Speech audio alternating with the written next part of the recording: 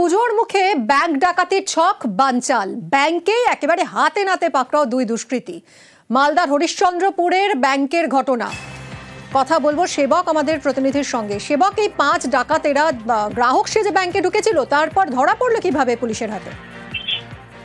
একদমই দেখো, পুজোর মুখে মালদহের হরিশ্চন্দ্রপুরে সেখানে রাষ্ট্রায়ত্ত ব্যাংকের ডাকাতির ছক এবং সেই ছক বানচাল করলো পুলিশ। পুলিশের যে রুটিন টহলদারি টিম রয়েছে তারা হরিশ্চন্দ্রপুরের এই রাষ্ট্রায়ত্ত ব্যাংকে যায়, অন্যান্য দিন যেমন যায়।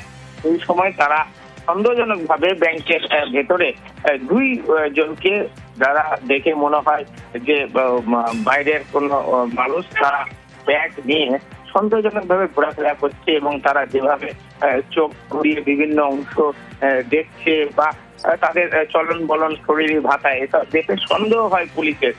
তারপরে পুলিশ তাদের উপরে নজরদারি শুরু করে। এদিকে ব্যাংকের বাইরে সেই সময় উদ্ধার হয় একটি মোটর বাইক, যে মোটর বাইকের যখন নাম্বার প্লেট পুলিশ নির্দিষ্ট অ্যাপে খতিয়ে দেখতে যায় তখন দেখে নাম্বার প্লেট ভুয়ো। এরপরেই কিন্তু পুলিশের সন্দেহ হয় এবং ওই বাইকের মালিক কারা যখন খোঁজ খবর শুরু হয় তখন দেখা যায় যে এই বাইকে করে এসছে ওই 2 যুবক।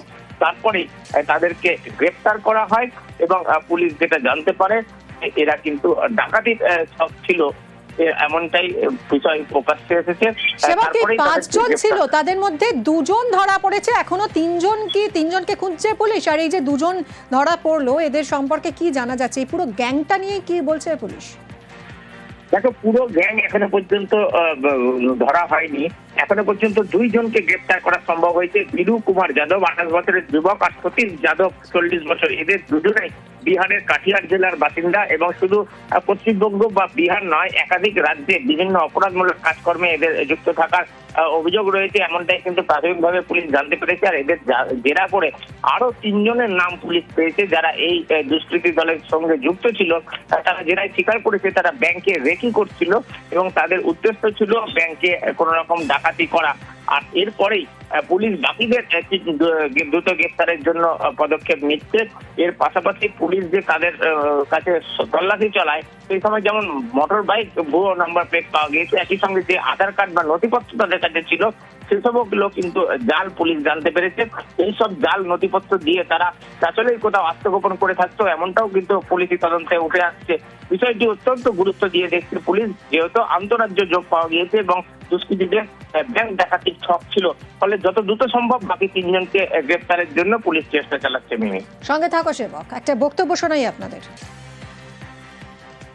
গতকালকে নাকি এখানে ডাকাত দল এসেছিল, তো সেই সূত্রে আমি আজকে সকালে এখানেই জানতে পারলাম যে ডাকাত দলকে পুলিশরা ধরে নিয়েছে। তো এটা খুব ভালো কাজ হয়েছে যে না, খুব মানে হরিশ্চন্দ্রপুরে উন্নতি হচ্ছে। ঠিক আছে, আমি তো দেখলাম যাতে এটা সূত্রে তো অ্যাক্টিভই আছে, যখন তার আগেই যখন না হতে মানে কাজ করার আগেই যখন ধরে নিয়েছে তার মানে তো অ্যাক্টিভই আছে। সেবক, পুলিশের ভূমিকায় খুশি এলাকাবাসী? তারা নিশ্চিন্ত বোধ করছেন যে ডাকাতি হওয়ার আগেই যখন ডাকাতির ছক এভাবে বানচাল করে দিল পুলিশ, তাহলে তাদের নিরাপত্তা যথেষ্টই সুনিশ্চিত?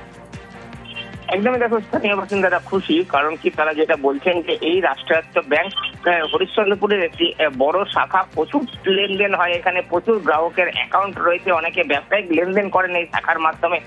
পুজোর সময় স্বাভাবিকভাবে ব্যাংক বন্ধ থাকে, সেক্ষেত্রে আগাম রেখি করে ব্যাংক ডাকাতির ছক ছিল। পুলিশ যে আগেই এই যে ছক বানচাল করতে পেরেছে এবং অন্তত 2 জনকে গ্রেপ্তার করে বাকি চক্র সম্পর্কে জানতে পারছে, এতে স্থানীয় গ্রাহকরা স্বস্তি বোধ করছেন। না হলে এদেরকে ধরা না গেলে, সময় মতো পুলিশ সক্রিয়তা না দেখালে সেক্ষেত্রে বড় ধরনের অপরাধ সংঘটিত হতে পারতো, এমনটাই বলছে স্থানীয় বাসিন্দারা।